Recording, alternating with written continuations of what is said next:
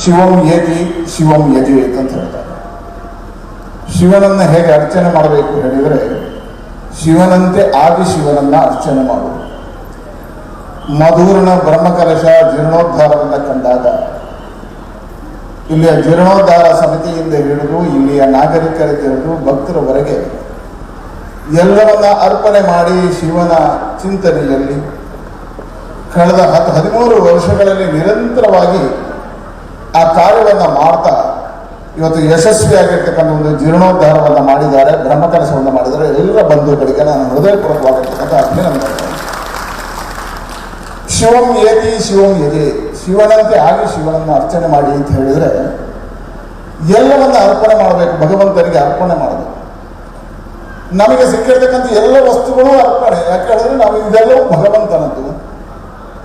ಹಾಗಾಗಿ ಭಗವಂತನಿಗೆ ಹೇಗೆ ಅರ್ಪಣೆ ಮಾಡಬಹುದು ಹೇಳಿದರೆ, ದಾಸು ಬಹಳ ಸುಂದರವಾಗಿ ಹೇಳ್ತಾರೆ, ಇದ್ದವ ಶಿವಾಲಯ ಕಟ್ಟಬಹುದು, ಇಲ್ಲದವ ಏನು ಮಾಡ್ಬೋದು, ಕಾಯಕವನ್ನು ಕೊಡಬಹುದು, ಕಾಯಕವು ಆಗದವನಿಗೆ ಸ್ವರವನ್ನು ಸೇರಿಸಬಹುದು, ಸ್ವರವೂ ಆಗದವನಿಗೆ ಮನಸ್ಸನ್ನು ಸೇರಿಸಬಹುದು.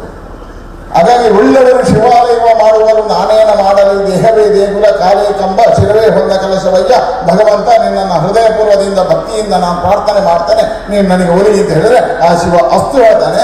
ಅಂತಹ ಕಾರ್ಯವನ್ನ ಇಲ್ಲಿಯ ಎಲ್ಲ ಕಾರ್ಯಕರ್ತರು ಮಾಡಿದ್ದಾರೆ, ಅವರಿಗೆ ಅಭಿನಂದನೆ ಅಭಿವಂದನೆಗಳನ್ನು ಕೆಲವು ಪರಿಶ್ರಮಗಳನ್ನು ಹಾಕಿದ್ದಾರೆ, ಅರ್ಪಣೆಯನ್ನ ಮಾಡಿದ್ದಾರೆ. ದಾನಿಗಳು ಆರ್ಥಿಕವಾಗಿ ಸುದೃಢರಾಗಿರ್ತಕ್ಕಂಥವ್ರು ಎಲ್ಲರೂ ದಾನವನ್ನ ಮಾಡಿದರು. ಭಗವಂತನ ಇದನ್ನು ನಂದೇನಲ್ಲ, ಇದು ಭಗವಂತ.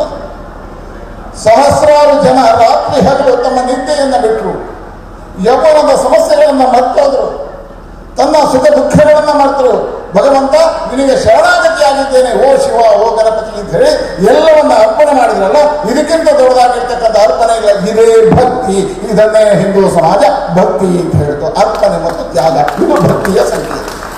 ಹಾಗಾಗಿ ಭಕ್ತರು ಭಕ್ತಿಯಿಂದ ಎಲ್ಲವನ್ನ ಅರ್ಪಣೆ ಮಾಡಿದರು. ಶ್ರಮಜೀವಿಗಳಾಗಿ ದುಡಿದ್ರು, ಕರಸೇವಕರಾದರು.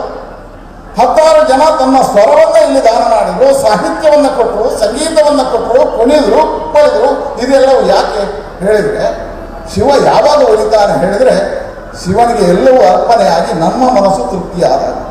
ಯಾವಾಗ ಭಕ್ತನ ಮನಸ್ಸು ತೃಪ್ತಿಯಾಗುತ್ತಾ ಅದು ಭಗವಂತನ ಮನಸ್ಸು ತೃಪ್ತಿಯಾಗುತ್ತೆ. ಹಾಗಾಗಿ ನಾಡಿನ ಎಲ್ಲ ಭಕ್ತರ ಮನಸ್ಸು ತೃಪ್ತಿಯಾಗಿದೆ.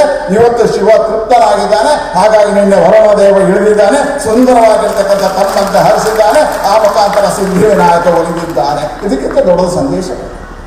ಅದೇ ಅದ್ಭುತವಾಗಿರ್ತಕ್ಕಂಥ ಬ್ರಹ್ಮಕಲಶ, ಅದ್ಭುತವಾಗಿರ್ತಕ್ಕಂಥ ಮೂಡಪ್ಪ ಸೇವೆ ನಮ್ಮ ಜೀವನದಲ್ಲಿ ನೋಡುವ ಭಾಗ್ಯವನ್ನು ನೀವು ಕರ್ಣಿಸಿದ್ದೀರಿ. ನಮ್ಮನ್ನು ಇಲ್ಲಿ ಕರೆದಿದ್ದಾರಲ್ಲ, ಅದಕ್ಕೆ ನಿಮಗೆ ಕೃತಜ್ಞತೆಗಳನ್ನು ಅರ್ಪಿಸ್ತೇನೆ. ಯಾಕೆ ಹೇಳಿದ್ರೆ ನಾನು ಇವತ್ತು ಮಾಜಿಯಾಗಿದ್ದೇನೆ. ಮಾಜಿ ಆದ್ಮೇಲೂ ಇಲ್ಲಿ ಬರಬೇಕು ಅಂತ ಹೇಳಿದ್ರೆ ಆ ಭಗವಂತನ ಅನುಗ್ರಹ ಇರಬೇಕು, ಅವನ ಆಶೀರ್ವಾದ ಇರಬೇಕು, ನಿಮ್ಮೆಲ್ಲರ ಪ್ರೀತಿ ಇರಬೇಕು. ಅದಕ್ಕೆ ನಾನು ಋಣಿಯಾಗಿದ್ದೇನೆ. ಆ ಪ್ರೀತಿ ಭಗವಂತನ ಅನುಗ್ರಹ ಶಾಶ್ವತವಾಗಿ ಇರಲಿ ಅಂತ ಹಾರೈಸ್ತಾ ಪ್ರಾರಂಭದಲ್ಲಿ ನಾನು ಬಂದಿದ್ದೆ ಕಾರ್ಯಕರ್ತರ ಸಭೆಗೆ. ಆಗ ಕಜಂಪಾಡಿಯವರ ಒಂದು ಉಲ್ಲೇಖ ಮಾಡಿದ್ರು, ನಾ ಭೂತೋ ನಾ ಭವಿಷ್ಯಕ್ಕೆ ಹೇಳುವುದಿಲ್ಲ ಅಂತ ಹೇಳಿದ್ರು. ಆದರೆ ನನಗೆ ಅನಿಸಿದೆ, ಇದು ಇಡೀ ನಡೆದಿರತಕ್ಕಂಥ ಕರಾವಳಿ ಜಿಲ್ಲೆಯಲ್ಲಿ ನಡೆದಿರುವ 10 ಬ್ರಹ್ಮಕಲಶಗಳಲ್ಲಿ ನಾ ಭೂತ ಆಗಿದೆ, ನಾ ಭವಿಷ್ಯ ಆಗಿದೆ. ನಾನು 3 ದಿನ ನಿರಂತರ ಬಂದೆ. ಇಲ್ಲಿರ್ತಕ್ಕಂಥ ಕಾರ್ಯಕರ್ತರ ಉತ್ಸಾಹ, ಆಡಳಿತ ಮಂಡಳಿಯ ಧೈರ್ಯ, ಆ ಸ್ಥೈರ್ಯವನ್ನು ಕಂಡು ನನಗನಿಸ್ತು ನಾನು ಮಂಗಳೂರಿಂದ ಬರೋದು ಮೂರ್ಖತನ. ಯಾಕೆ ಹೇಳಿದ್ರೆ ಇಲ್ಲಿಯವರು ಮಾಡುವುದು ಸಮರ್ಥವಾಗಿ. ಹಾಗಾಗಿ ಅವರ ಮಧ್ಯೆ ನಾನು ಕೈ ಹಾಕಬಾರ್ದು, ಅವರಿಗೆ ಹಿಂದೆ ನಿಲ್ಲಬೇಕು, ಕರೆದ್ರೆ ನಾನು ಬರಬೇಕು, ಆ ಗಣಪತಿನ ಆಶೀರ್ವಾದ ಮಾಡಿದ ಕೈ ಮುಗಿದು ಹೋಗಬೇಕು ಅಂತ. ಹಾಗಾಗಿ ಇವತ್ತು ಬಂದಿದ್ದೇನೆ, ನಾನು ಕೈ ಮುಗಿದಿದ್ದೇನೆ.